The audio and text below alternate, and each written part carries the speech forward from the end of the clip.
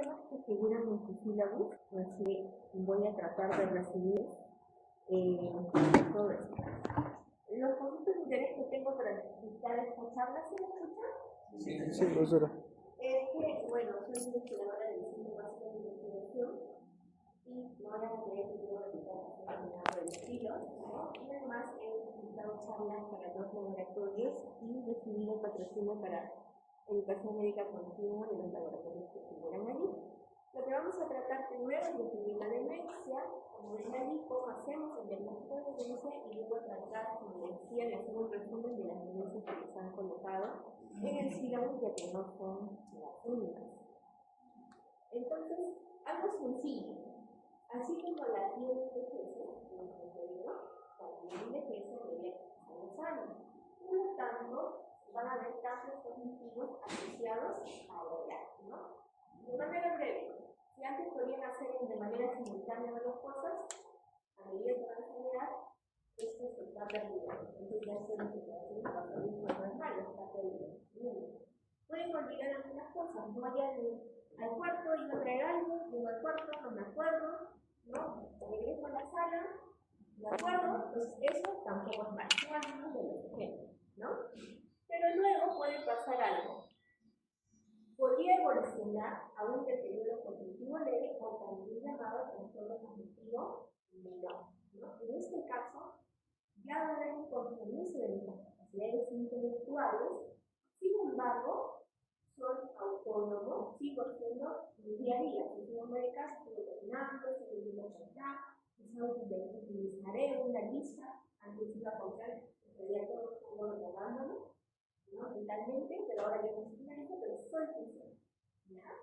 Ahora, este deterioro cognitivo leve puede quedarse ahí, como deterioro cognitivo leve, puede regresar a los cambios cognitivos asociados a la edad, o más o menos un 30% puede evolucionar a demencia o trastorno cognitivo mayor. ¿Cuál es la diferencia entre el deterioro cognitivo leve y la demencia? Es el compromiso de la funcionalidad, el compromiso con la interferencia con las actividades de la vida diaria. ¿Ok? Bien. Cuando hablo de actividades de la vida diaria, debo distinguir las tres: las avanzadas, las experimentales y las básicas. Las avanzadas, por ejemplo, sigo trabajando, sea con una remuneración o no, puedo planificar mi viaje, qué día justo, qué hacer, en qué está, si frío, si calor, cómo voy a comprar los pasajes, qué debo ir en el aeropuerto, dónde me voy a quedar, etc., ¿no? O de repente soy libre en mi viaje, entonces organizo la operación, etc., ¿no? Avanzadas. Instrumentales, si soy ama de casa, puedo ya empezar a tener dificultades en cocinar, ir al mercado, lo que sea, el retiro de la lista, me arreglo todo. Si los sensores, no sé qué son los sensores, exactamente el dinero, ¿no? Me olvido de pagar las cuentas, la luz, el agua, necesito que alguien me recuerde de tomar mis medicamentos. Me enseño a usar el WhatsApp. Mi hija, mi esposo, no puede, ¿no?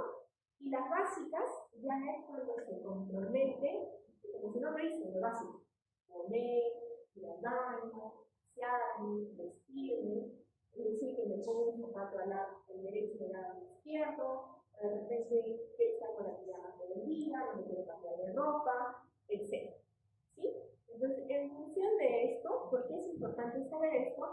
Porque de acuerdo a esto, yo voy a decir que este trastorno cognitivo menor o el deterioro cognitivo leve, que son algunas de estas actividades avanzadas, si es ya una etapa leve o moderada, se afectarán las instrumentales, que si ya son compromiso de las básicas, estaremos en el cerebro avanzado prácticamente, no estaría de la demencia.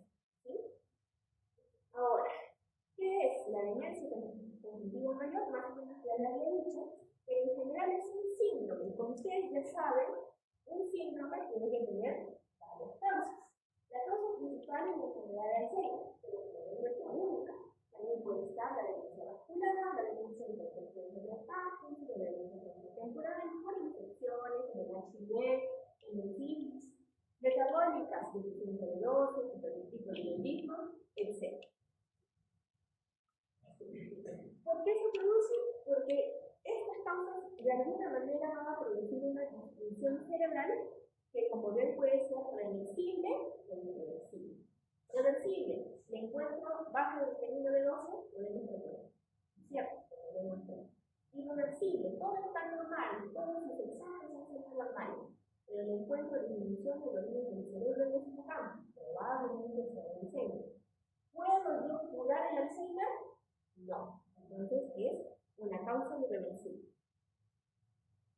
¿Por qué se caracteriza la demencia? Porque hay un compromiso de las funciones neurocognitivas. ¿Cuáles son las funciones neurocognitivas?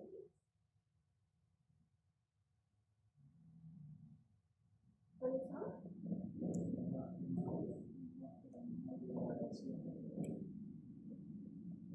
¿Qué más? No vamos a terminar la vida. Entonces, como pueden ver ahí, son varios. No solo es la memoria, o el lenguaje, la atención, la hipnosis, la praxis, las funciones perceptivas, que es la capacidad que nosotros tenemos para planificar, organizar, tomar decisiones, decidir mentalmente, etc. Entonces, no siempre un tipo de demencia comienza solo afectando la memoria. ¿Sí? Puede empezar afectando la función cognitiva, el lenguaje, o en otros casos el comportamiento, como vamos a ver más adelante. Estos síntomas se acompañan a su vez de ansiedad, depresión, alucinaciones, ideas brillantes, etc., que en conjunto se llaman síntomas psicológicos y conductuales.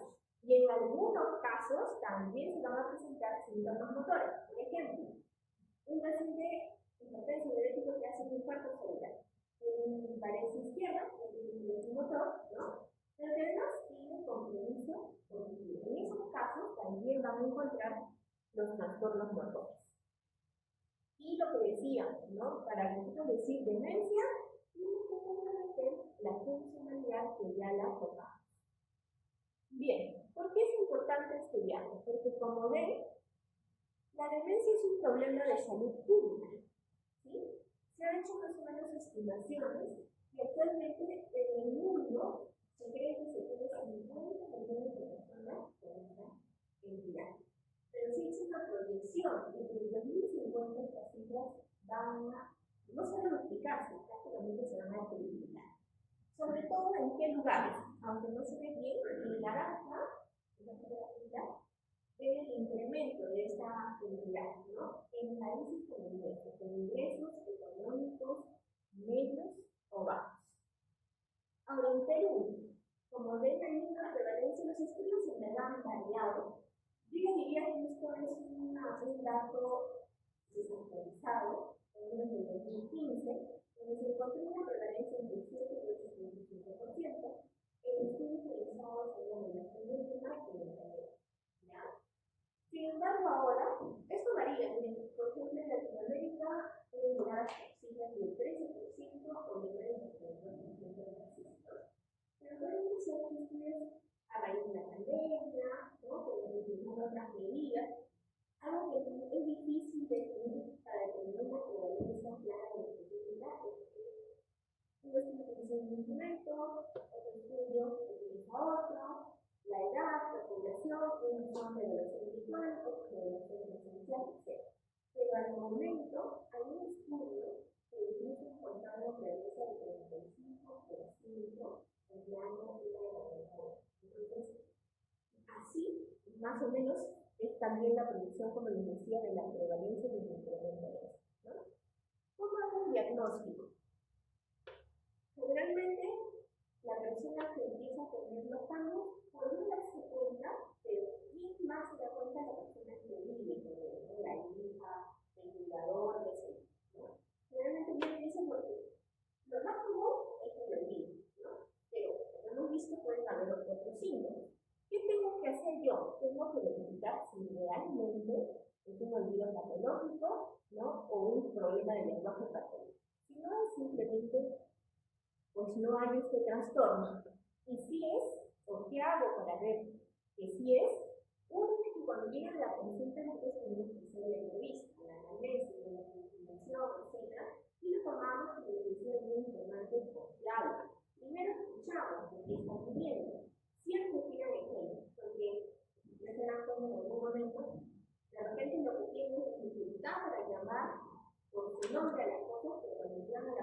¿ya? Les va a decir, tengo porque se olvida, ¿no? Ustedes no han estudiado esa parte, no va a decir, sí, un problema de denominación. Entonces, ustedes piden, repítanme qué se olvida, ¿no? ¿Cómo es? Vean ejemplo. ¿Desde cuándo? ¿Desde cuándo se olvida? Verificado esto, nosotros tenemos que hacer pruebas. ¿Qué pruebas hacemos en el consultorio? Por el tiempo que nos dan, por ejemplo, podemos hacer un test clínico. El más conocido es el Minimenta, ¿no es cierto? El Minimenta test. Pero también debemos explorar todo lo que habíamos visto, los síntomas psicológicos habituales, la depresión, la ansiedad, las alucinaciones, las alucinaciones, si hay algún componente motor o no.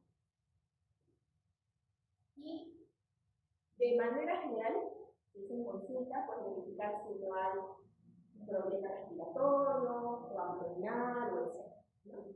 Entonces, si hemos verificado que sí hay un problema, la siguiente pregunta es, ¿cuándo empezó? ¿Esto fue de un día para otro o fue progresivo o crónico, ¿no?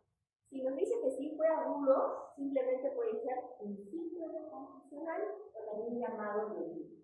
Puede ser un adulto mayor, ¿no? Que estaba bien, ¿no? Pero de repente, al día siguiente se levantó, se tuvo alucinaciones, se comenzó a ruido, etc., ¿no? Agudo. Pero le hacen exámenes y tiene una infección ya. Entonces, ese es el síndrome confusional agudo. O lo operaron, y en el postoperatorio empieza a tener estos síntomas, insuficiencia, etcétera, ¿no? Síndrome confusional agudo. Pero sí existe un tipo de demencia que puede ser aguda, que se llama la demencia vascular, pero no todas las demencias vasculares son agudas, solo una, que se llama o es consecuencia de un infarto de zona estratégica. Eso lo vamos a ver un poquito más adelante. Entonces uno tendría que verificar qué factores de riesgo, los factores de riesgo, etc., y pedir una imagen para yo decir si estoy en ese contexto o no. La gran mayoría no son agudas, son crónicas. Y en este caso, la siguiente pregunta es, ¿no? ¿Es un trastorno psiquiátrico? ¿Por qué? Porque la clínica confesó la es la... ¿Qué es? No sé, bueno, ¿qué es? La depresión. ¿Es cierto? Esa es la gran indicadora. La gran mayoría de personas que dicen que tienen olvidos tienen depresión. Entonces yo tengo que preguntar por eso. Si verifico que no es, lo otro que tengo que preguntar es ¿cómo está su funcionalidad? ¿Sigue siendo las cosas que hace siempre o no? ¿No? Es lo que habíamos dicho.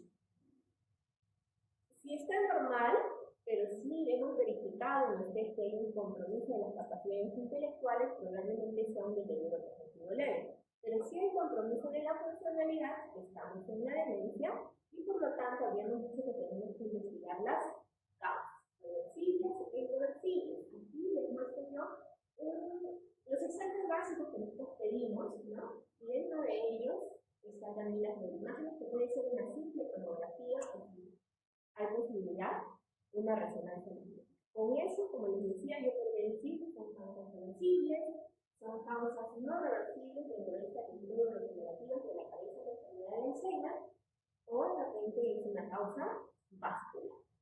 Una vez que ya hemos hecho el diagnóstico y tenemos claro que es un deterioro cognitivo leve, demencia, etc., nos vamos a enfocar en lo que son las demencias neurodegenerativas. Se llaman así porque generalmente se altera una proteína, ¿sí? Esta proteína tiene una selectividad, es decir, no es que de frente empieza a acumularse alterada en todo el cerebro, sino, por ejemplo, en el Alzheimer empieza a acumularse sobre todo en la parte del hipocampo y luego tiene una selectividad para progresar, no es que se va a cambiar a cualquier sitio, sino que progresa sobre todo a la región frontal y pálida, ¿no? Eso es lo que les quiero decir con estas imágenes. Entonces no existe solo una proteína. En el caso del Alzheimer son dos, la proteína amiloide y la proteína tau. ¿Qué otra entidad puede tener alteración en la proteína amiloide y la enfermedad de Jones-Williams? No es el principal, pero se ha visto que sí se puede.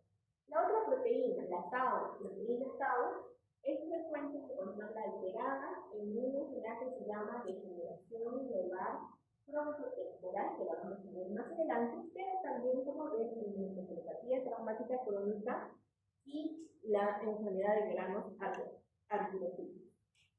En las cicloplegidopatías, la más conocida, la enfermedad de Raynaud, ¿no? Pero no es la única, también está la demencia por cuerpos de Lewy y la atrofia de sistemas múltiples. Existe una proteína, sí, estas son una de las principales.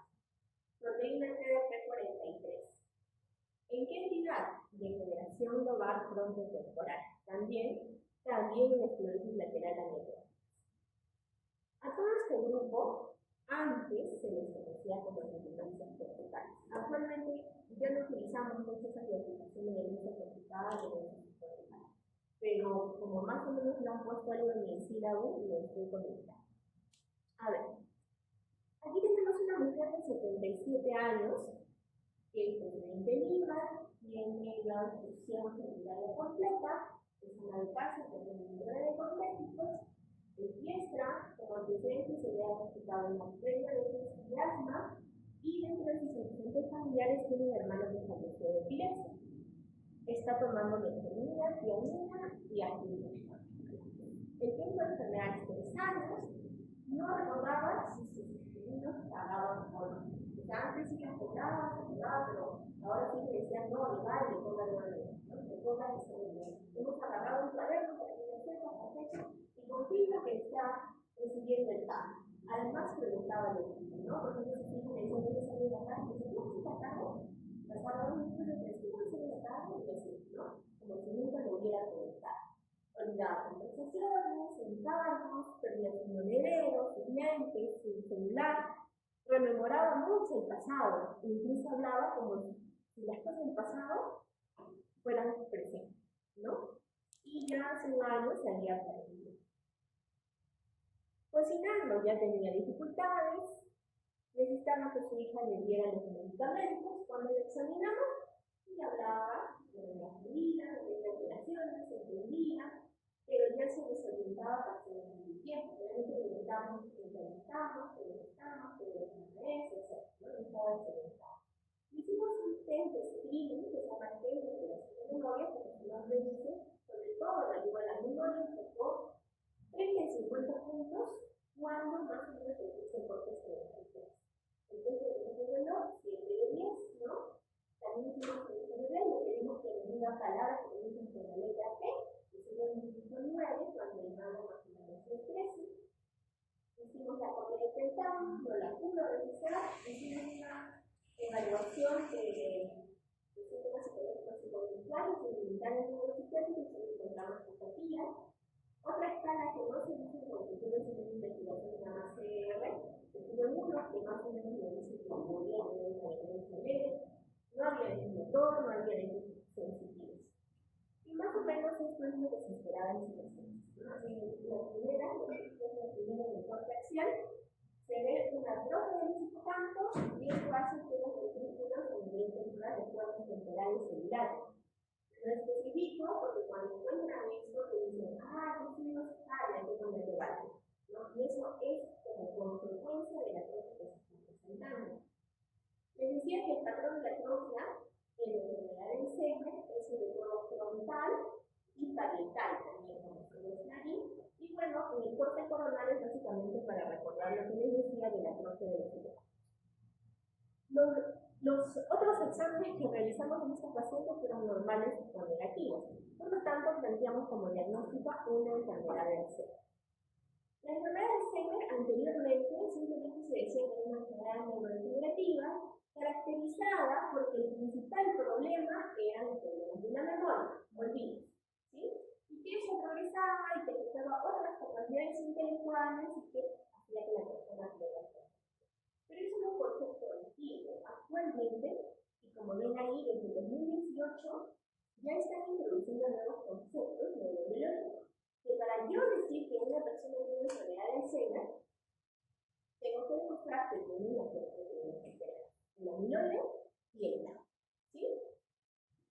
Pues bien, por lo tanto, ya tenemos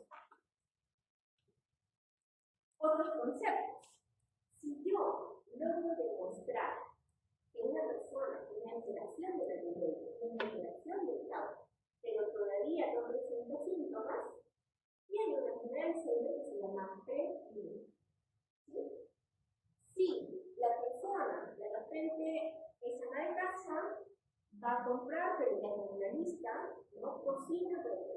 mejorando, pero es funcional, ya está en un deterioro cognitivo leve.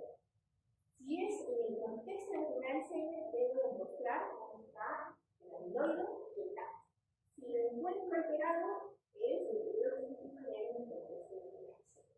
Los siguientes tres estadios son los estadios de demencia: leve, moderada y severa. Recuerdan cuando hicimos las actividades instrumentales, ya se clasifica leve, moderada, severa en base a eso. Es severa cuando ya se afecta lo que les decía, alimentación, o sea, no come sola, no controla esfínteres, probablemente esté postrada o necesita ayuda para caminar, no puede vestirse, no puede dormir.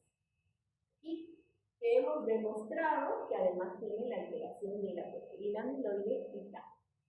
Otro dato importante es que tenemos el concepto que la enfermedad de Alzheimer o las demencias solo les da a los adultos mayores, es decir, a los mayores de 75 años.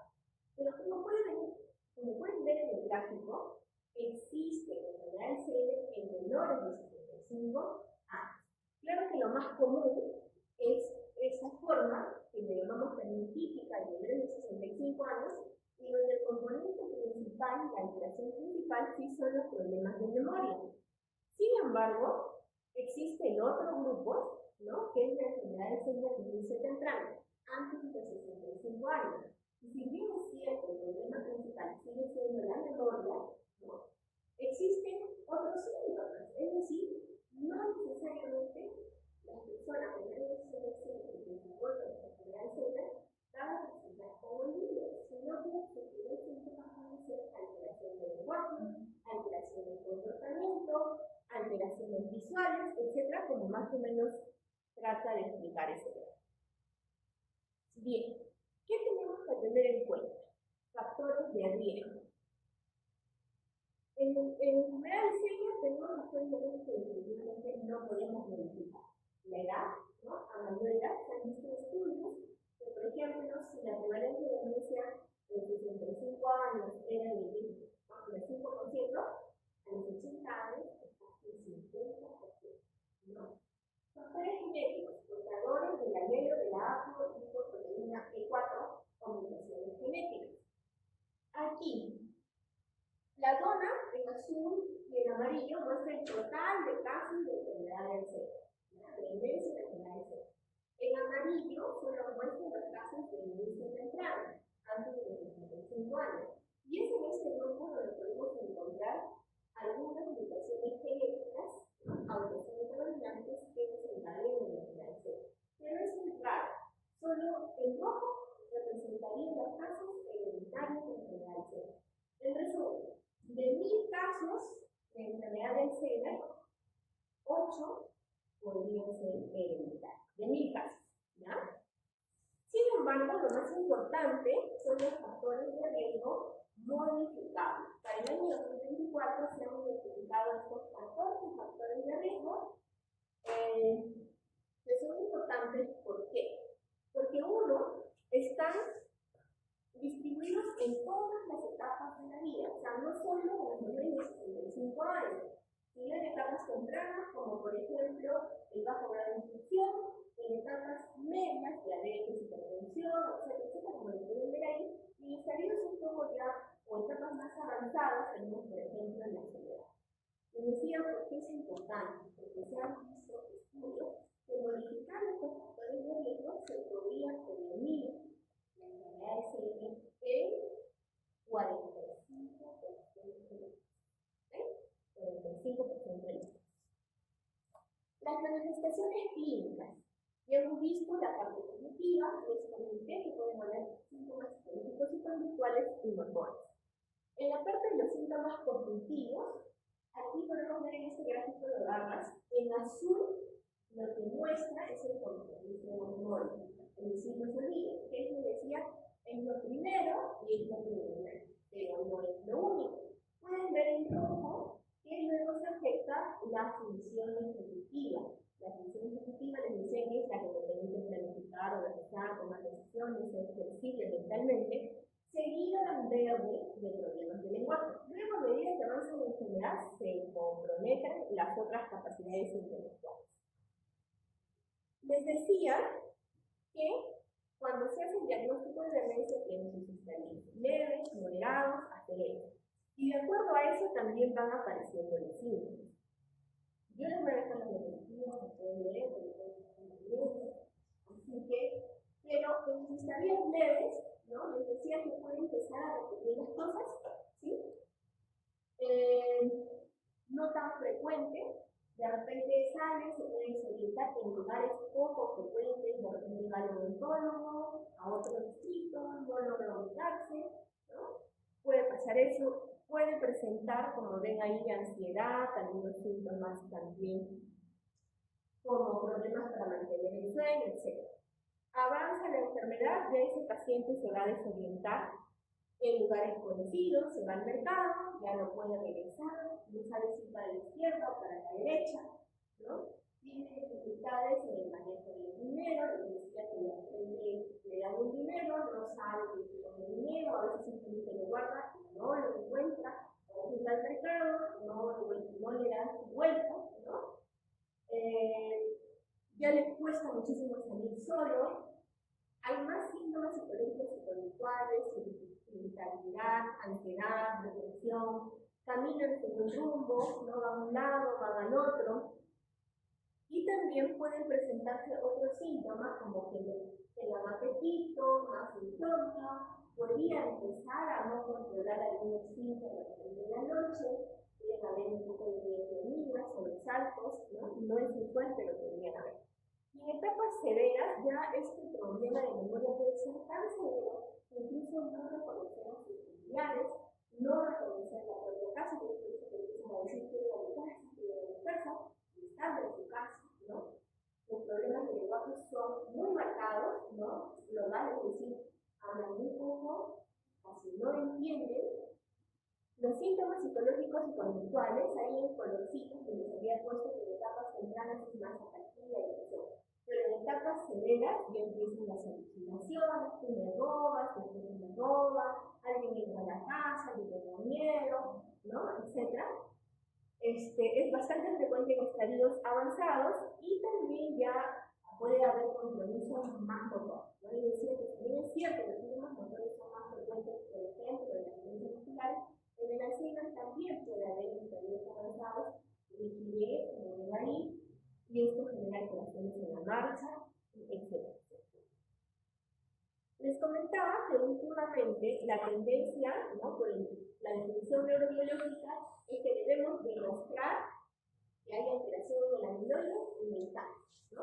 ¿Cómo demostrar? Hay dos maneras: utilizando una tomografía con emisión de positrones, utilizando un marcador para amiloide, que hay un lugar por dos, si no me equivoco, pero ninguno está haciendo. O sea, tienen el equipo, pero no hacen lo que tienen los trazadores, ¿no?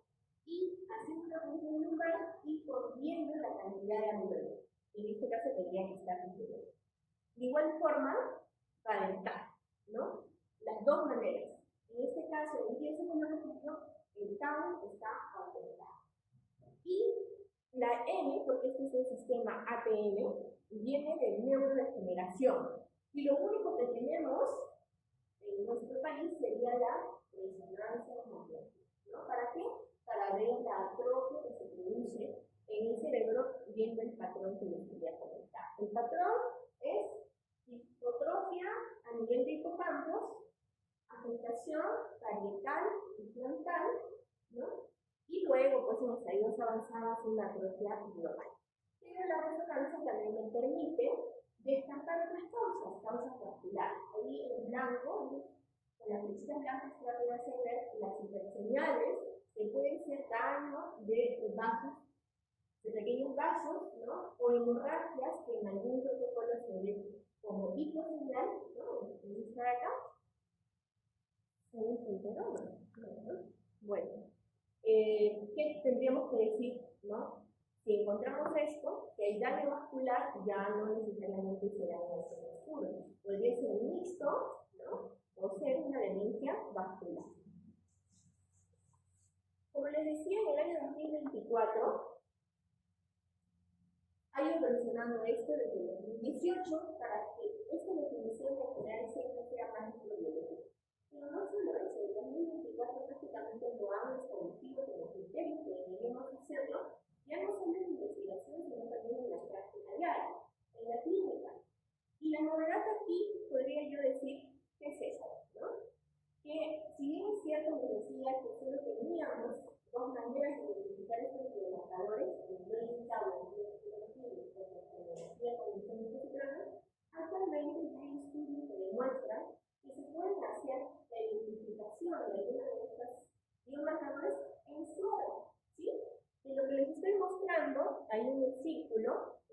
PAN 217 es la que tiene mayor sensibilidad para decir si está o no en un contexto de penal.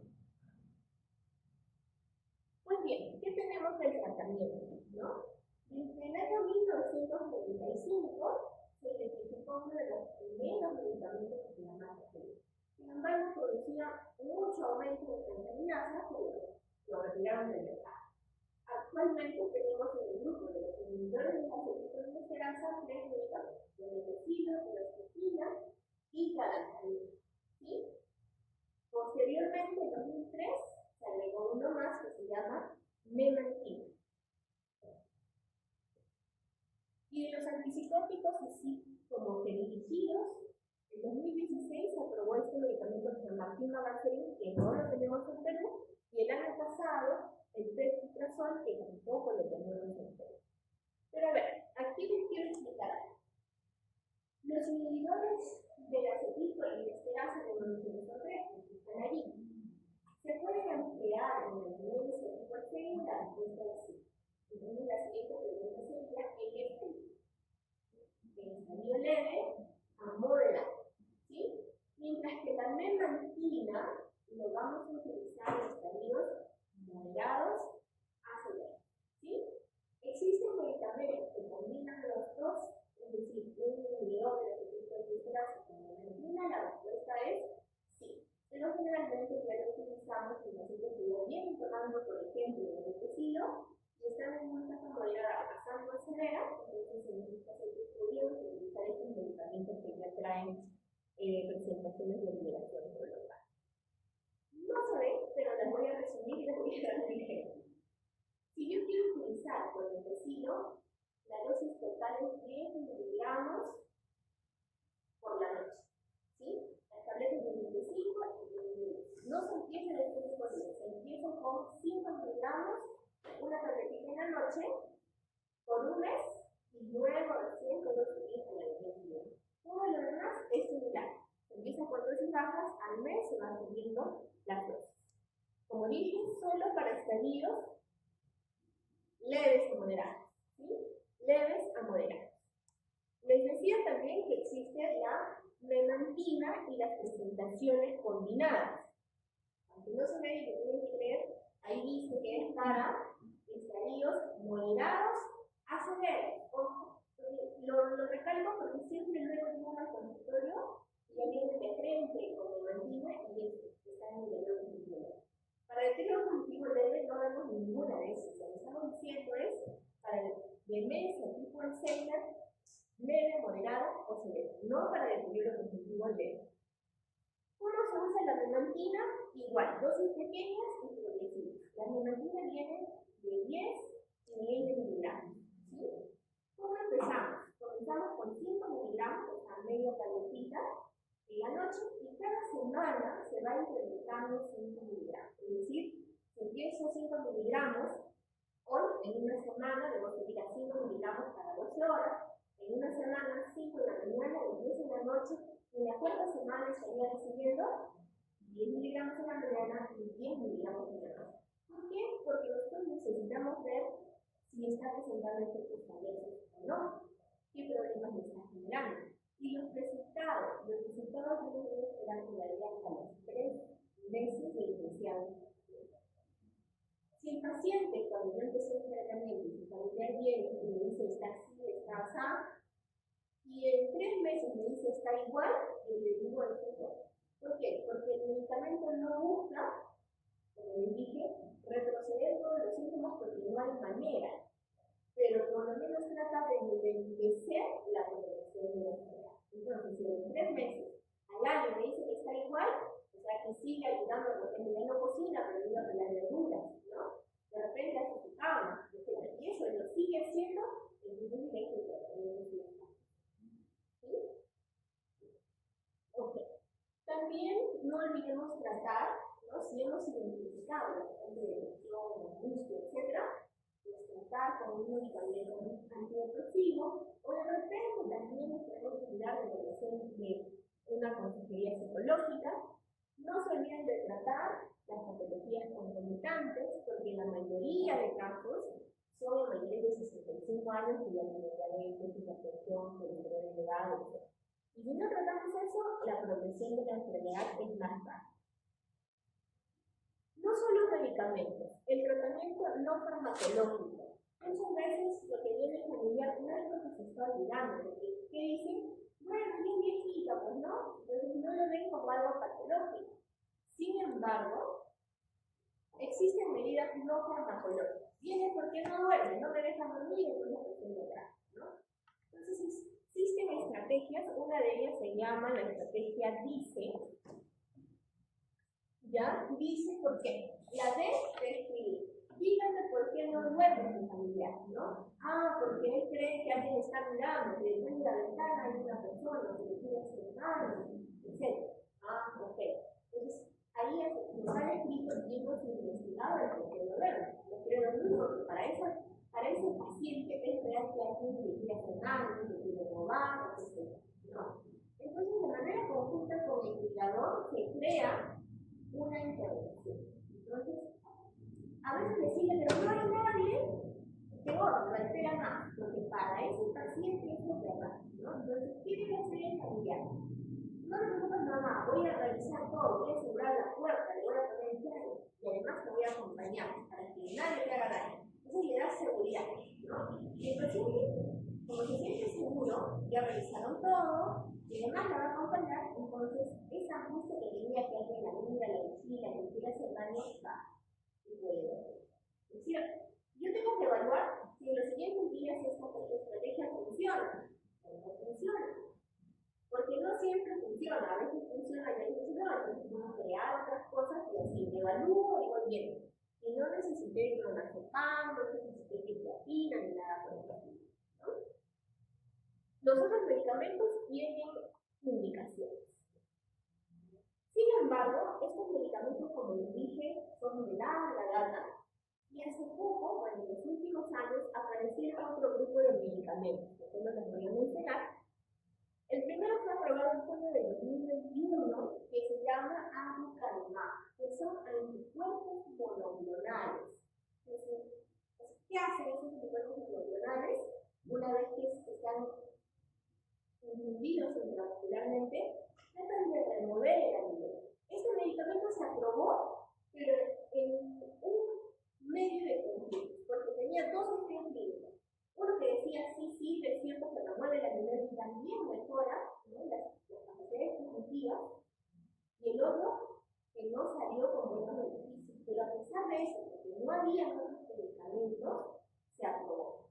Actualmente existen otros dos productos más, el lecanemab, aprobado en el 2023, y en julio del 2024, el donanemab. Aparentemente, si se selecciona bien a los pacientes, podría ayudar, podría no solo remover el amiloide del cerebro, sino también mejorar sus capacidades y por lo menos hacer que no avance la enfermedad.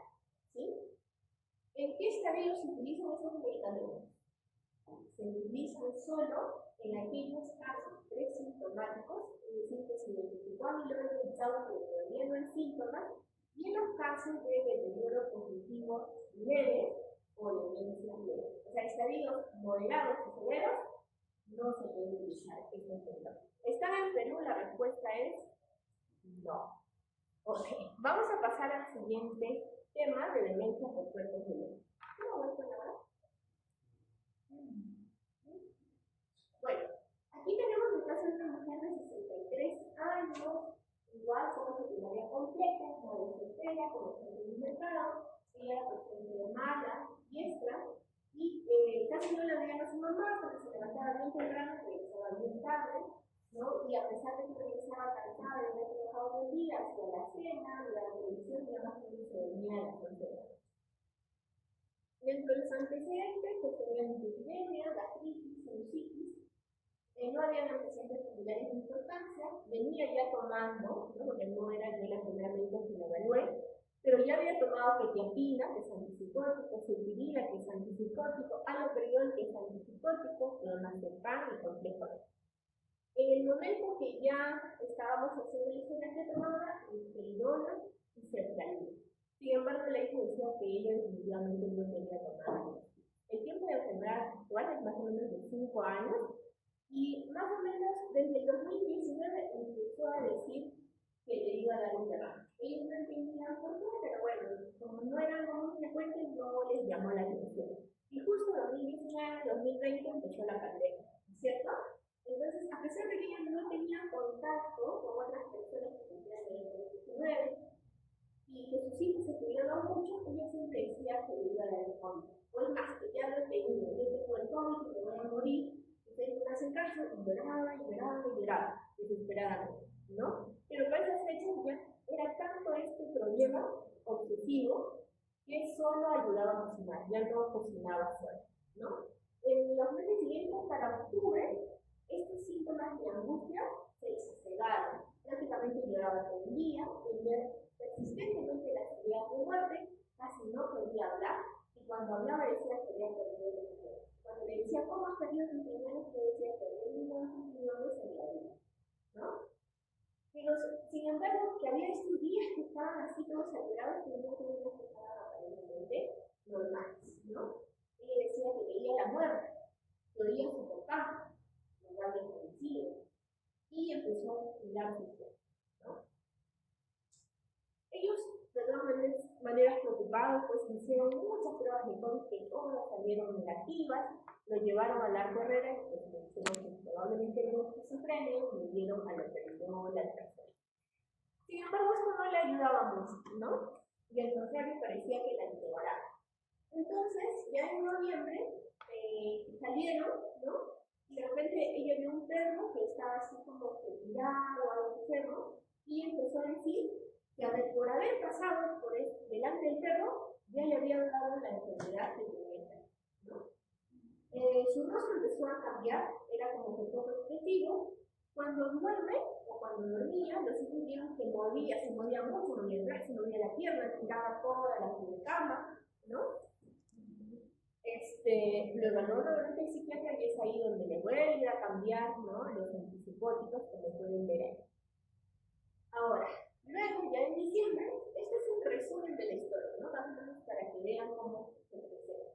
Empezó a decir que en sano se había comido mucho, ¿no? Pero le decían, porque somos mi carne, ¿no? O sea, conmigo. Y como veía que no le creían, se angustiaba, lloraba.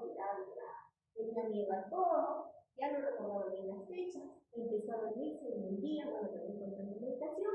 Sus hijas, empezó a decir que sus hijas habían sido reemplazadas por otras personas, ¿ya?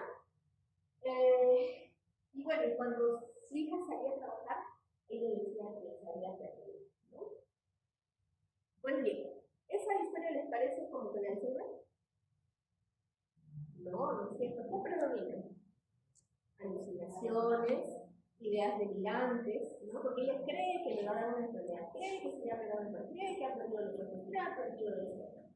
Ve cosas que no existen o escucha cosas que no existen. Entonces predominan las alucinaciones. ¿Hay síntomas cognitivos? Sí, o sea, sí hay, pero no es lo que más llama la atención.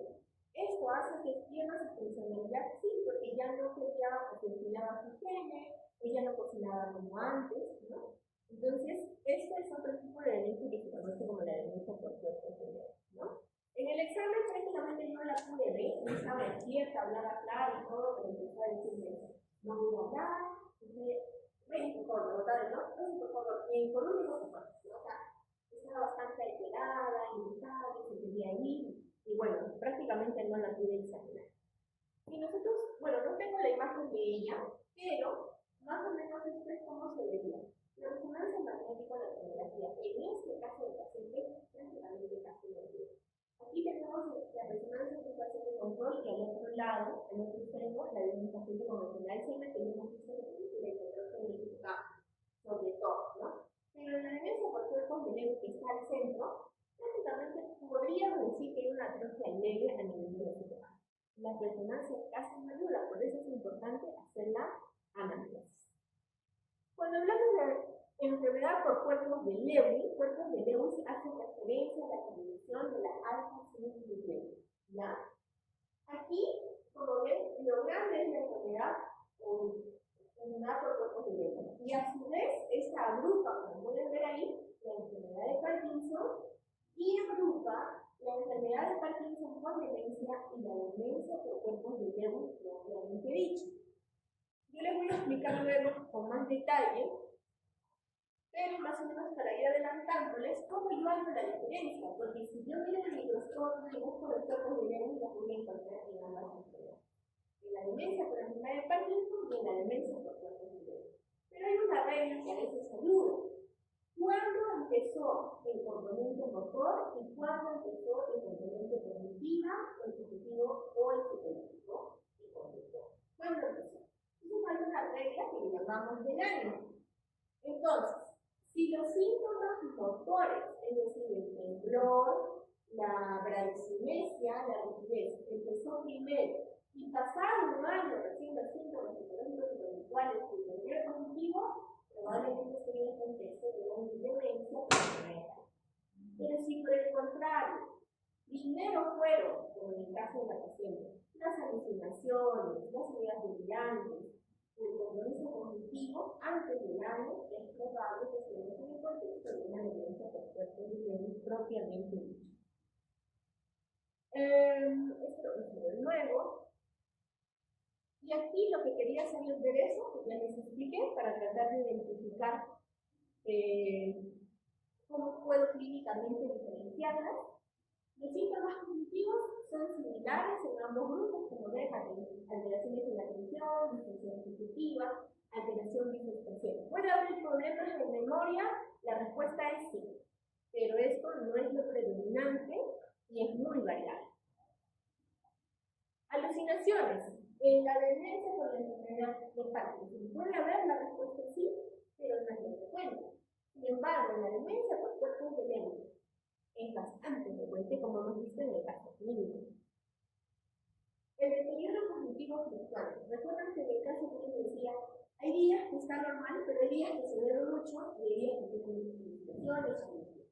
Esa fluctuación también es característica de la demencia por cuerpos de Lewy. Y si les decía, si nosotros miramos la anatomía patológica, sobre todo en la demencia, en la enfermedad de Parkinson, lo vamos a encontrar en la corteza, en las estructuras límbicas, ¿no?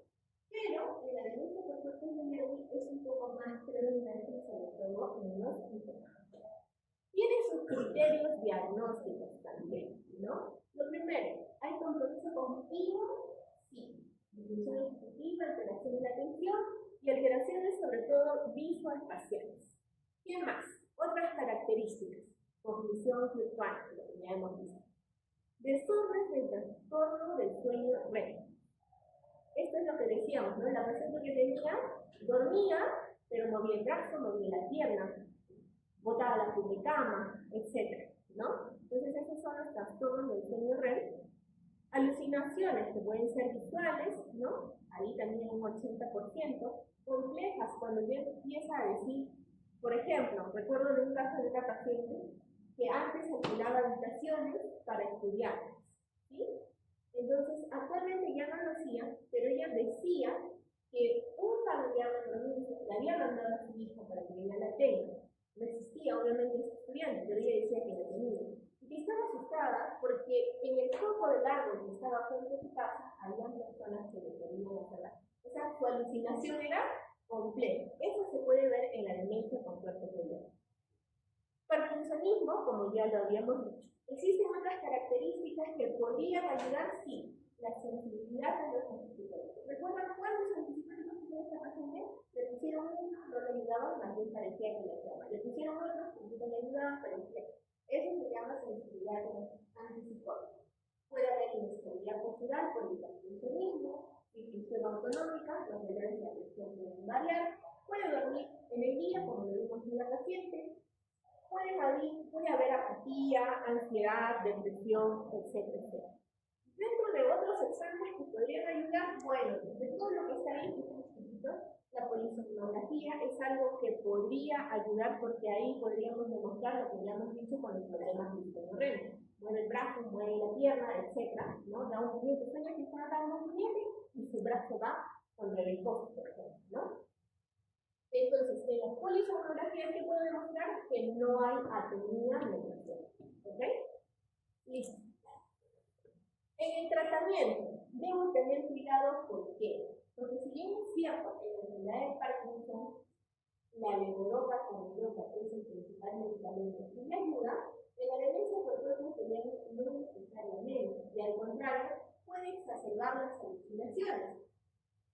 Podemos utilizar otros medicamentos parecidos utilizados en la enfermedad de Alzheimer, la respuesta es sí. De los inhibidores de la acetilcolinesterasa, ¿cuál se usa un poco más? Esos dos, elastiquina y donepezil, tal cual les dije cómo deberíamos emplear. En otros países han hecho estudios como continobantelin, aparentemente, viendo que estos síntomas psicológicos y conductuales se controlan bastante bien. Lamentablemente, nosotros no lo tenemos. Ahora vamos a pasar a una demencia que se conoce como demencia frontotemporal.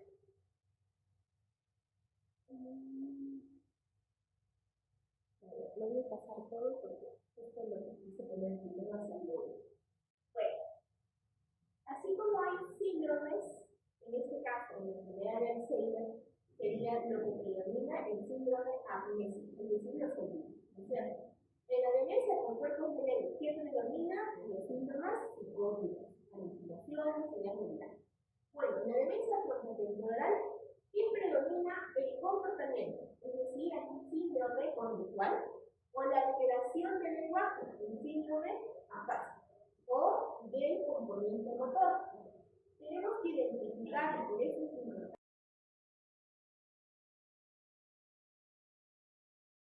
por eso las invita, ella pone, se para sus chelas, decía, ¿no? Mi hermano no era así, ¿no? Entonces, un cambio del comportamiento, y sobre todo la característica es que es en menores de 65 años.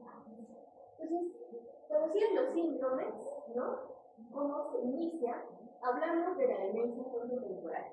Pero esto es un término también clínico, que a su vez se va a dividir en tres entidades. Estos son los subtipos: la variante conductual y las otras dos que son las variantes que afectan el lenguaje, la ataxia progresiva primaria. Sin embargo, estas se combinan con otras enfermedades, con la esclerosis lateral amiotrófica, con la degeneración córtico-basal y con la parálisis suprarrenal progresiva, que es lo que estamos hablando de hoy. Y existe un término más, ¿no?, que está en el otro extremo, que es la degeneración lobar frontotemporal. Ese término es más patológico. ¿Por qué? Porque habíamos dicho que en la enfermedad de Alzheimer, ¿qué proteínas se alteraban? Tau y amiloide. En la demencia por cuerpos genéticos, ¿qué proteínas se alteraban? Algo así que, ¿no es cierto? Pero en la degeneración lobar frontotemporal son más. O sea, tenemos a la proteína tau, a la TDP43 con sus tipos A, B y C, y también FUS. Estas son las principales. Existen otras proteínas. En la patología es mucho más complejo, como pueden ver acá, pero las principales están ahí. TDP43 y puede dar todos los fenotipos que está arriba. FUS igual, ¿no? Y tau también puede dar todos los fenotipos que acabamos de hablar, es decir, los subtipos, ¿no? Sin embargo, cuando hablamos de la proteína tau, hay tau alterado de 4 repeticiones y 3 repeticiones. Cuando nosotros miramos el microscopio y encontramos que hay alteraciones en la tau con 3 repeticiones, esto es lo que se llama enfermedad de Pitt. Inicialmente, cuando empezaron a investigar a esta enfermedad, solo le decían enfermedad de Pitt a todo lo que ya hemos visto, ¿no? Pero actualmente se utiliza el término de enfermedad de Pitt si patológicamente identifican la proteína tau y sobre todo su isoforma 3A. Ahora, he puesto esto que parece terrible, pero es para explicarles lo otro que han puesto en el sílabus. La otra de las demencias que nos pedían explicarles es la neurosis cortical progresiva. ¿Ya? Comparado con la enfermedad de Alzheimer, la demencia frontotemporal tiene más componentes genéticos de vital.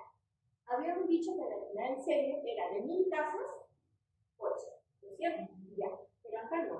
Acá dice que el componente hereditario podría, dependiendo de la población estudiada, estar presente hasta en un 40%. Y las mutaciones autosómicas predominantes en un 10%. Entonces, ¿qué genes están alterados? Están aquí la granulina, la C9ORF72, el DST, el CARTB, el TDK, etc.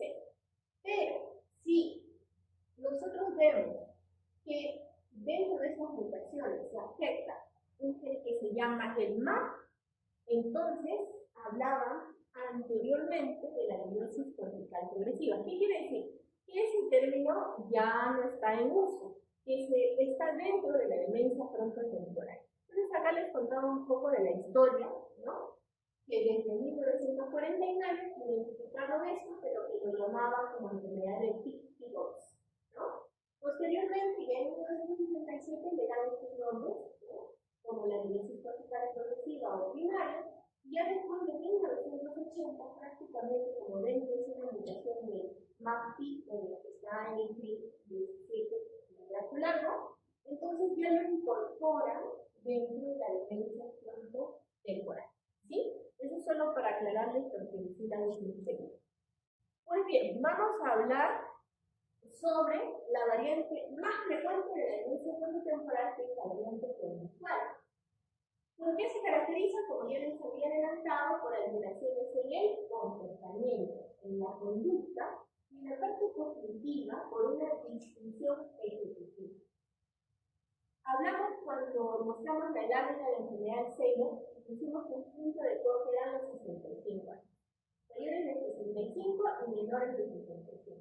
Menores de 65 son las demencias de inicio temprano. ¿Cuál es la causa más frecuente? Sigue siendo la enfermedad de Alzheimer. Pero la segunda causa más frecuente de demencia de inicio temprano es la demencia frontotemporal variante conductual. La prevalencia varía. En Perú se hizo un estudio en 2015 que encontró 1.9%. Es una enfermedad rara. Sin embargo, este estudio fue realizado en mayores de 65 años. No sabemos si en mayores de 65 quizá la prevalencia nuestra es mayor, pero son los estudios que tenemos actualmente. Lo que se les había dicho, que hasta un 40% podría tener historia familiar y 10% con mutaciones autosómicas.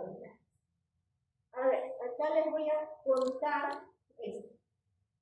Es un caso, paciente varón, ojo, 47 años, menor de 65, residente de Lima, su grado de instrucción es superior técnico, completo, mecánico, taxista, casado, y sobre todo en este tipo de pacientes investigamos cómo era la persona, si no, la esposa lo describió como un padre muy preocupado por su hija, trabajador y muy preocupado por su hija. A los 46 años se volvió muy pasivo, ¿no? Ya no se preocupaba por sus hijas, ¿no? Le llamó mucho la atención que se acuerdan que había una época en que se podía retirar la AFP, ¿no? El dinero de la AFP, pues él lo retiró. Pero nunca les dijo a su esposa que hizo con el dinero, se lo invirtió, si fue para pagar las cosas que tenía en el taller, y nunca sabe lo que hizo con el dinero. Empezó a hablarle a cualquier persona. Él era taxista y a veces iba al mercado y le empezó a hablar con toda la confianza, como si conociera a personas que nunca había visto. Se volvió como un joven enamorador. Me dice, claro, nosotros somos casados, me decía, pero ahora es como si recién me hubieran conocido. Entonces me llamaba la atención eso, ¿no? Y cuando le decían, ¿qué te pasa? Él me dice, no tengo nada. Eso también se llama falta de insight, o falta de conciencia de la enfermedad de estos casos, ¿no? Ahora, ¿qué más pasó? Empezó a descuidar su aspecto físico, ya no se cambiaba, se empezó a dormir en el trabajo, como tenía un taller, tenía personal que tenía que registrar. Tenía que entregar, por ejemplo, me mandó a arreglar un carro y le decía para tal fecha, y él, con él no era, ¿no? Se quejaba mucho, entonces su hija dijo que no importa que esté estresada. Entonces me voy a llevar al Cusco, porque él es del Cusco, entonces que hable con sus hermanas, que llamen con su propio medio, etc. Entonces su hermana estaba muy triste porque había notado muchos cambios en su hermana, incluso estaba llorando, tratando de saber por qué estaba así. Y se reía. O sea, con él no era, ¿no? Estaba llorando una persona, pero no, entonces eso se llama falta de empatía. Y empezó a comer muchos dulces.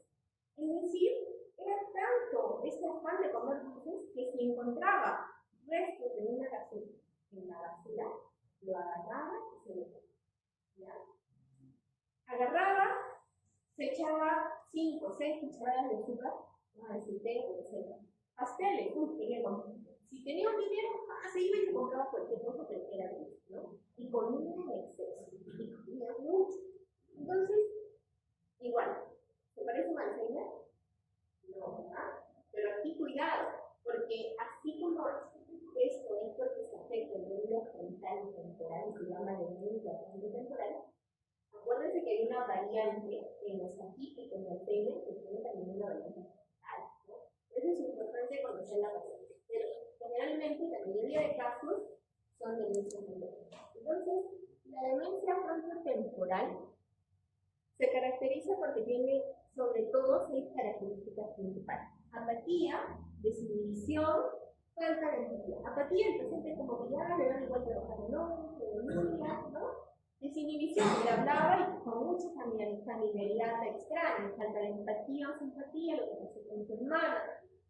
Cambios en la dieta, también encontrado. Disfunción ejecutiva, también tenido. No describen comportamientos perturbativos, pero es parte de los otros criterios. Si nosotros identificamos 3 de esos 6 criterios, estamos frente a una demencia frontotemporal posible. ¿Sí? Posible. ¿Qué necesito para decir esto es una demencia frontotemporal probable? La resonancia magnética. Ya les decía que la alteración está sobre todo en el lóbulo frontal y temporal. Bueno, ahí quizás no lo ven muy bien, pero en la primera resonancia magnética, ustedes ven la parte superior, hay más atrofia comparado con el resto. En la siguiente se ve como que los ventrículos están un poco más dilatados, les he dicho que es consecuencia de la atrofia a nivel frontal. Mientras que en la parte posterior está normal, ¿sí? En la parte posterior parietal está normal. Esto es un corte sagital, donde ahí sí se puede ver la atrofia a nivel frontal, ¿no? En ambos lados. Y en este corte axial es un poco más notorio. Si ustedes comparan en la imagen del centro, del valle silviano hacia atrás, no hay atrofia. Pero del valle silviano, que sería temporal, y hacia adelante, sobre todo en la parte basal frontal, sí hay atrofia. Y ahí, en la última imagen, creo que es bastante evidente la atrofia a nivel frontal. Pues bien, si ya demostramos esto, hablamos de una demencia frontotemporal probable. ¿Sí? Pues bien, esta imagen es para hacer la literal. Esos son los coros que también se pensados, ¿no? Pero que además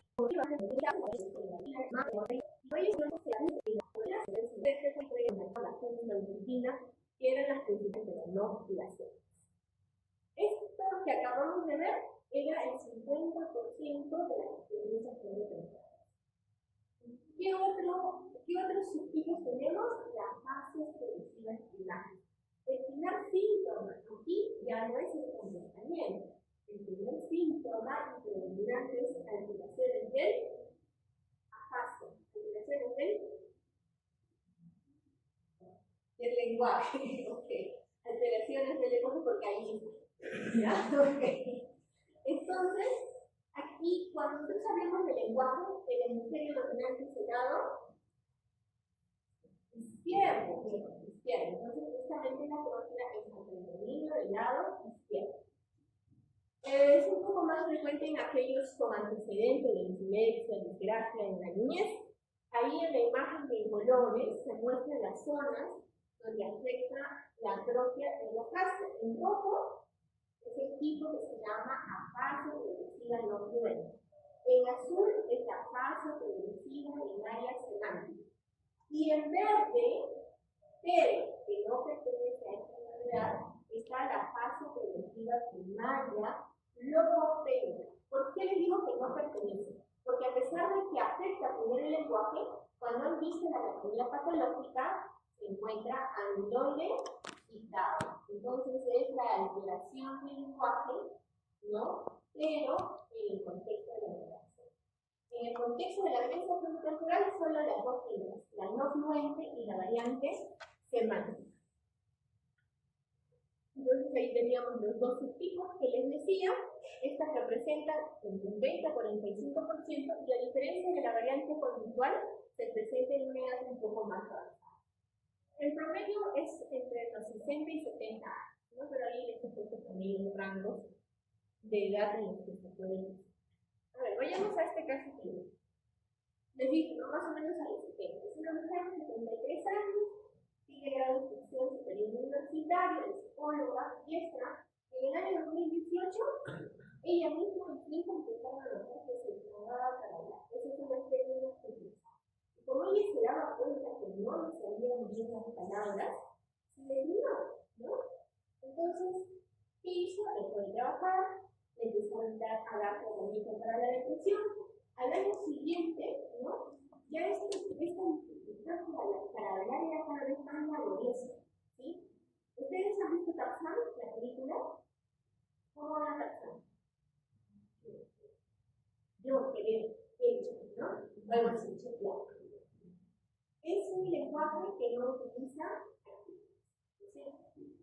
Eso, pero con bastante esfuerzo. Entonces, por ejemplo, cuando le decíamos de ejemplos, el hijo decía, mi mamá, por ejemplo, hace pesada, clara, radio. Y además, como no se todos los días, es algo que lo hacía fluido, ¿no? Pero empezó ya a notar esto, ¿no? Ya me decía, se trababa definitivamente, cambiaba letras o odiaba letras, ¿no? Y él decía, es más fácil que mi mamá vaya y traiga lo que quiere, que me diga qué cosa quiere y que yo lo vaya a traer. ¿Por qué? Porque tenía esa dificultad para poder expresar. Y también al inicio era más fácil que ella lo escriba que lo diga. Le hicieron esa resonancia magnética y aparentemente, si miráramos así nada más, diríamos que está normal, ¿o no? ¿Me deben algo? Bueno, si hemos dicho que hay alteración del lenguaje, que el lado afectado podría ser el izquierdo, pues sí hay una pequeña diferencia. Si ustedes ven a la altura del valle siriano, hay más atrofia con el lado derecho.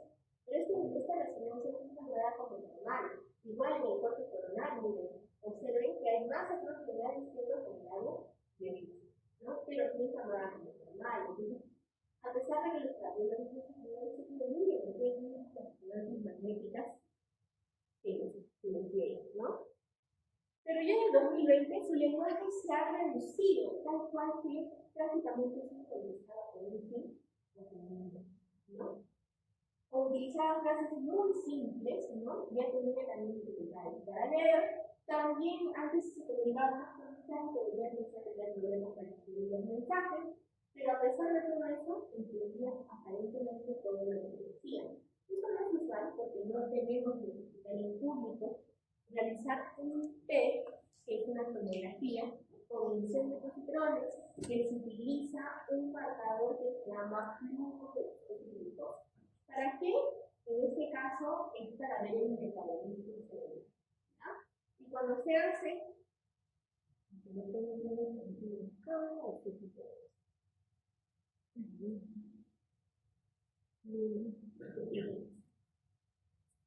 entonces, aquí, por ejemplo, en esta imagen,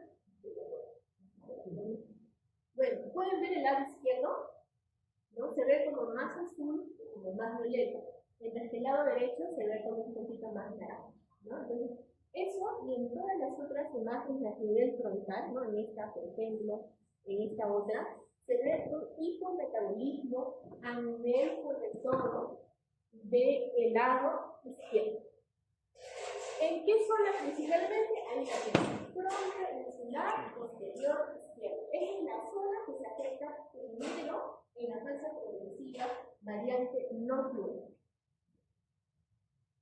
Y en la patología que se ve, sobre todo alteraciones en la proteína tau, en su isoforma 4R y en algunos casos la TDP40.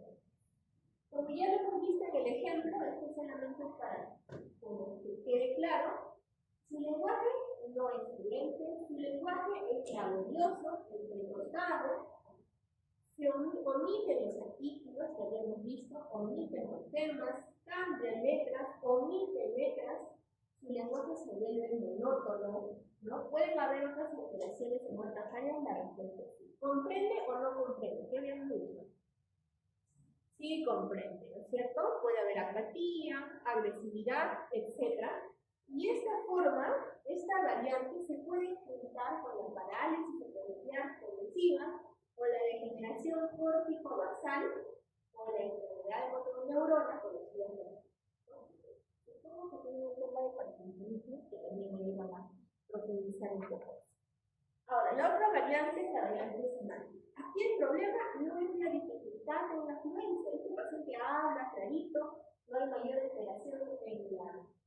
O sea, no hay dificultad para articular las palabras. Sin embargo, tiene como vacío, porque no puede encontrar el nombre de la. Entonces, si es un poco pausado, no es porque tenga esfuerzo para hablar, sino porque no encuentra el nombre de las cosas. Quiere decir, por ejemplo, el caso de la mujer y dice, eso pues, eso que está ahí, que hay unos colores, que yo uso para escribir, pero no logra decirme el nombre de la cosa. Entonces, si yo le digo, por ejemplo, lo que quieres es el o sea, le doy una clave, no mejora tampoco, ¿no? Entonces, pues, esa dificultad es, por ejemplo, quiero decir una manzana, está escrito, puede tener la dificultad, le muestran la manzana en sí, puede tener la dificultad, le muestran la foto de la manzana, puede tener también la dificultad. Su comprensión auditiva, ¿no? Tiene dificultad, pero para comprender palabras. Generalmente la comprensión de frases está un poco controlada. Pero si, como por ahí les pongo un ejemplo. Usted vino en taxi, ¿no? ¿Me escucha? Y le dice taxi. ¿Qué es taxi? O sea, no logran tener el concepto de la palabra en sí. O sea, me entiende que estoy preguntando cómo ha venido al consultorio, pero no logra decirme la palabra, el concepto, no logra decirme, ¿no? Pueden hablar para clases semánticas, si le muestran la manzana, me dicen que espera, eso se llama una clase semántica. Cuando les pido que repita palabras, lo hace, ¿no? La memoria semántica es aquella que nosotros adquirimos, pues, todos los conocimientos que adquirimos estudiando, por ejemplo, ¿no? Entonces hay una pérdida de ese tipo de memoria también. Puede haber dificultad para reconocer a personajes o otros desconocidos. Cuando yo les digo quién es, todos están más fácil. O si les digo qué es esto, ¿qué es? ¿Y qué es un loro? Un ave, ¿qué más? ¿Dónde vive? Ya. Toda esa capacidad, las personas que tienen la demencia semántica la tienen. A lo más que me pueden decir es un ave, o un animal, o sea, algo muy general. Pero los detalles de qué es un loro no lo van a poder decir. Y como es un problema de lenguaje, la alteración, la atrofia está en el lado izquierdo, pero sobre todo, ¿dónde? En la punta del lóbulo temporal. Ahí en la flecha en la imagen por aquí, como pueden ver, comparado con el lado derecho, hay una atrofia marcada. Entonces la atrofia ahí es a nivel temporal anterior y lateral. ¿Sí? Temporal anterior y lateral. En la patología, ¿qué tipo de proteína está alterada? La TDP43 tipo C. Y algunos casos muy raros han encontrado la proteína K. ¿Qué tenemos del tratamiento para la demencia frontotemporal? ¿Aprobados por la FDA? Algunos han intentado utilizar donepezilo, metilmina, etc. No ayuda y al contrario podría ser perjudicial, ¿no? Como por ejemplo, en la fase progresiva primaria no fluente, predomina mucho la depresión y la multiplicación. Como hay desinhibición, unidad compulsiva, movimientos repetitivos, en la demencia frontotemporal podemos utilizar FIRS, la respuesta es sí. ¿Pueden haber alucinaciones? Sí. ¿Pueden utilizar antipsicóticos? La respuesta es sí. Adicionalmente, puedo utilizar la terapia de lenguaje, que es lo que ha referido un poco más en las formas de las fases progresivas. Ya están calmados, ¿no? Ya, este es el último.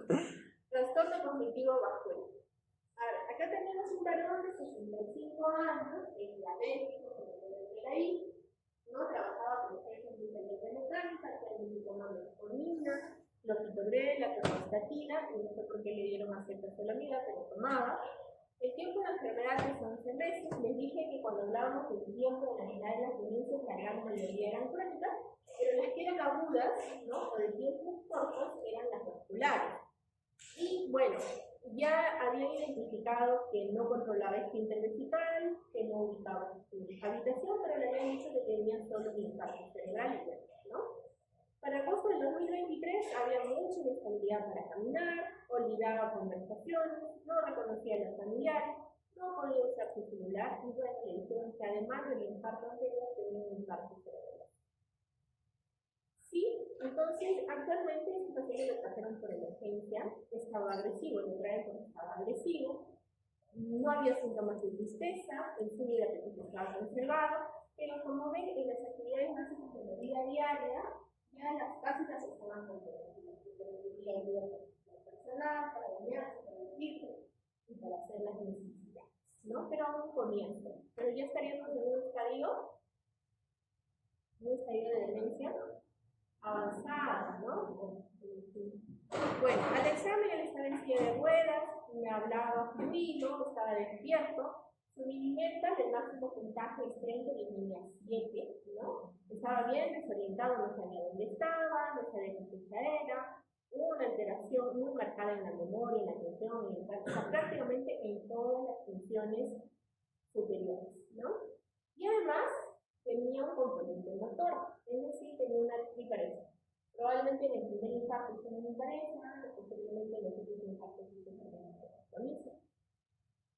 Y había esta atracción. Entonces, esta es su primera resonancia magnética. Y ya nosotros vamos viendo lo que nos habían dicho, no se ve muy bien, pero aquí hay una hiperseñal, ¿no? En el cerebelo. Aquí tenemos otra hiperseñal compatible con un infarto de la arteria cerebral posterior del lado izquierdo. ¿No? Básicamente eso. De los exámenes que hicimos, su hemoglobina glicosilada estaba en 6.5, bueno, él es diabético, y ahí hicimos un diagnóstico de demencia vascular con secuela de enfermedades cerebrovasculares múltiples, porque ya teníamos hasta 2 territorios, ¿no? Y su diabetes. Luego le pedimos que nos traiga sus otras resonancias magnéticas, porque decía que tenía, ¿no? Y miren, también había tenido otro infarto en la arteria cerebral posterior del lado. ¿De ahí cuántos infartos estamos viendo? El del cerebelo, la ACP izquierda y ahora la ACP derecha, 3. Pero además, en el FLER, ustedes pueden ver que también hay una hiperseñal de la sustancia blanca, ventricular, que nos dice que probablemente eso es daño del ACP, ¿no? Y bueno, es lo mismo, pero para que vean los otros casos. No está paralizado, también está con hambre la computadora. Ya, bueno. Entonces, cuando hablamos de cómo es que se produce el deterioro cognitivo vascular, en la, no sé, en el 99% de los casos, estos pacientes tienen factores de riesgo cardiovascular. O sea, son diabéticos, hipertensos, dislipidémicos, síndrome metabólico, pueden haber alteraciones cardíacas, fibriladores auriculares, ¿no? Etc. Entonces, todo esto hace que se produzca un daño vascular en el cerebro, tanto en los vasos grandes como en los vasos pequeños, como hemos visto en el caso clínico. Esto va a producir una alteración en todas las redes de las capacidades intelectuales, que es lo que va a alterar la reserva cognitiva, y no solo eso, que a veces puede combinarse con enfermedades neurodegenerativas, como la enfermedad de Alzheimer, y es por eso que vamos a tener trastornos cognitivos vasculares puros, pero que si se asocian a la enfermedad de Alzheimer tendremos los casos mixtos. Pues bien, aquí una clasificación. ¿Se acuerdan cuando hablamos de la enfermedad de Alzheimer, que había un deterioro cognitivo leve en la enfermedad de Alzheimer y el grupo de las demencias? También, igual aquí, también tenemos el trastorno cognitivo vascular leve y lo que se conoce leve o menor, ¿no? Como la demencia vascular o trastorno cognitivo vascular, ¿no? O demencia vascular, ¿no? Prácticamente es como un inicio, y esto sería la complicación. En los casos vasculares, el porcentaje ya no es 30% que menciona la demencia, el porcentaje es mucho mayor. Los subtipos, tenemos ahí 4 subtipos, ya habíamos mencionado la demencia mixta, que les dije que se asocia con la enfermedad de Alzheimer, pero como van a ver más adelante, no solo con la enfermedad de Alzheimer, también se asocia con todas las otras demencias. La demencia multiinfarto, nuestro paciente en caso clínico es un ejemplo de demencia multiinfarto. Demencia vascular isquémica subcortical, que es por daño de vasos pequeños. El caso que vimos también tenido, ¿ya? Pero hay pacientes que no tienen infarto de vasos grandes y sobre todo tienen los de vasos pequeños. Y pues la demencia post-stroke, que es el caso que hemos visto, es caso típico, pero uno de los subtipos de demencia post-stroke relevante es algo que les dije cuando hacíamos el algoritmo diagnóstico. Una demencia aguda, que sobre todo se llamaba demencia de Alzheimer. La demencia que vamos a ver acá es súper aguda, ¿ya? Como dice ahí, es de un momento a otro, o sea, horas, ¿sí? Horas. Es de vaso pequeño, es un infarto lacunar. Esas son las zonas que se pueden afectar, pero sobre todo en la resonancia magnética y donde está la flechita, miren. Es un infarto bien chiquitito, que está en blanco, o hiperseñal, o hiperintensidad, en la zona del tálamo, ¿sí? Entonces, si se importa ese pequeñito, esa zona, el paciente, su fuerza está bien, ¿sí? Sus reflejos están bien, pero su capacidad cognitiva y sobre todo la memoria está afectada. Es el único, o es la única demencia que se puede presentar de forma aguda. El diferencial, les dije que eran los delitos, o el síndrome confusional agudo. Entonces, la otra forma de enfermedad isquémica del pequeño vaso es, como habíamos visto en la resonancia magnética, las hiperseñales en la sustancia blanca, como pueden ver ahí, ¿no? Todas estas hiperseñales son el reflejo del daño de los vasos pequeños. También en este grupo están los infartos lacunares, ¿no? Ahí como se ve en este caso hiperseñal, ya es antiguo, o en este otro, ¿no? Generalmente los hallazgos los vamos a ver en la resonancia magnética.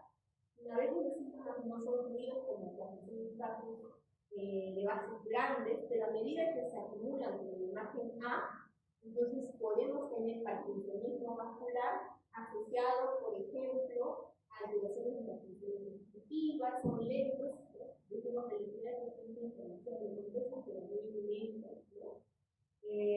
Como ven ahí, son inespecíficas, están presentes en el 90% de las personas mayores. Los infartos lacunares, 23% de daño del tálamo, que afecta la velocidad de la cognición, y también pueden afectarse los espacios perilaterales. Aquí, recuerden, cuando hablamos de enfermedad cerebrovascular, no solo nos vamos a enfocar en los isquémicos, también están los hemorrágicos, ¿no es cierto? Y aquí en la resonancia, muchas veces, ya no vamos a ver cuando son muy pequeñitos en la fase aguda. Entonces, cuando pedimos resonancia magnética, hay un protocolo que se llama de susceptibilidad magnética, que nos permite ver residuos de la hemoglobina, ¿sí? O sea, si hubo un sangrado, por ejemplo, en este caso en la flechita blanca, podemos pensar por la zona que podría ser que tuvo una hemorragia y el nivel de hipertensión que no controlaba. Pero también se pueden ver como la flecha amarilla, ¿no? O la rojita, que se llama hemosiderosis superficial. Puede ser en pacientes que tienen hipertensión, que tienen diabetes, pero también hay pacientes que pueden tener otra condición que se llama angiopatía amiloide, ¿ya? En este caso, el amiloide no se está acumulando extracelularmente o extracelularmente. Se está acumulando en las paredes de los vasos sanguíneos, ¿sí? Y pueden dar isquemias y pueden dar hemorragias, ¿no? Entonces, eso. Miren, los que tienen esto, el riesgo de demencia puede llegar casi hasta el 50%. En personas con Alzheimer también se encontraba, ¿no? Serían parte de las demencias mixtas, pero en personas sin demencia también. Esto era sobre todo para hacerles ver, ¿no?, el otro grupo de los trastornos mixtos, y les decía que si bien es cierto que el trastorno cognitivo vascular se asocia bastante paciente con la enfermedad de Alzheimer, que está ahí en rojo, aquí, ¿ya? También se asocia a la demencia por cuerpos de Lewy, miren, en un 16.7%. Y que no solo eso, pueden haber pacientes en naranja que tengan en la patología amiloide, tau, alfa-sinucleína y también daño vascular. O sea, al final, si ustedes ven, más del 50% de las causas de demencia está metido ahí el componente vascular. Porque, por ejemplo, la enfermedad de Alzheimer sola, solo en un 43%. En cuanto a los síntomas, es igual. Tiene síntomas cognitivos, psicológicos y conductuales. Aquí los síntomas motores son predominantes en la mayoría de los casos, ¿ya? El compromiso de la memoria, como ven, es variable, no es lo principal. ¿Qué puede haber? Disfunción ejecutiva, mucha depresión, alucinaciones, etc. ¿Ya? Pero el compromiso de memoria no es tan importante como en la enfermedad de Alzheimer. Respecto al tratamiento y la prevención, hemos dicho que la mayoría de estos pacientes son diabéticos, metabólicos, factores cardíacos, infección auricular, etc. ¿no? Entonces, lo principal es el manejo de los factores de riesgo cardiovasculares. Ahí después se los ensayos clínicos que demuestran que manejando esto se puede controlar un poco mejor y prevenir el trastorno cognitivo vascular. Esta imagen es de un estudio último publicado ahora en la conferencia de la enfermedad de Alzheimer que se llama CONIDA, que es un estudio que ha visto que las intervenciones multidonil, es decir, actividad física, por ejemplo, monitorear y manejar la hipertensión, la diabetes, la dislipidemia, hacer ejercicios cognitivos, mejorar la alimentación saludable, ha demostrado que previene todo lo que es demencia, sobre todo demencia vascular, ¿no? Entonces, hay otros estudios también que han demostrado esto, sí. El estudio Singer también ha demostrado esto. Se puede utilizar norepinefrina, memantina, la respuesta sí, sobre todo en aquellos casos de demencia mixta, ¿ya? Sobre todo en estos casos. Identifican esto, el paciente no tiene aspirina, no tiene atorvastatina, sino que ¿no? Porque ha demostrado también que puede ayudar a todo. Pero ya está probado. La enfermedad de Alzheimer, como han visto a lo largo de toda la charla, es más frecuente de demencia, pero no es sinónimo de demencia. ¿Okay? En el diagnóstico lo más importante, ¿no?, es seguir todos estos pasos que hemos visto. ¿Por qué? Porque existen causas previsibles de demencia. Si yo encuentro un TSH de 40, ¿es causa tratable?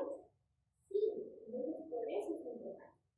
Yo veo la resonancia magnética y hay hidrocefalia, hay que identificar la causa. Le podemos colocar una válvula que el paciente podría mejorar. Existen causas preventivas. Sin embargo, en el otro gran grupo están las causas neurodegenerativas, que como han visto, no solo es Alzheimer, que existen varios tipos de demencias neurodegenerativas que tienen sus características principales. ¿Qué tengo que identificar? Como es un basal previo, el primer síntoma, el síntoma predominante y cómo se han ido formando los síntomas a lo largo de la enfermedad. El tratamiento es personalizado, ¿no? Algunos serán diabéticos, otros no, otros, no sé, tendrán insuficiencia nerviosa, pero también tendrán la atrofia, ¿no? No olviden, no solo es tratamiento con fármacos, sino también existen medidas no farmacológicas que sobre todo ayudan a mejorar los síntomas psicológicos y conductuales, y al final el objetivo es mejorar la calidad de vida del paciente, pero también de sus familiares, porque muchas veces el paciente no se da cuenta, ¿no? Pero ¿quién sabe que quién me está cuidando que no está, por qué sé yo? Son los familiares. Entonces la idea es mejorar la calidad de vida de toda la familia. Y bueno, eso es todo. No se olviden preguntas.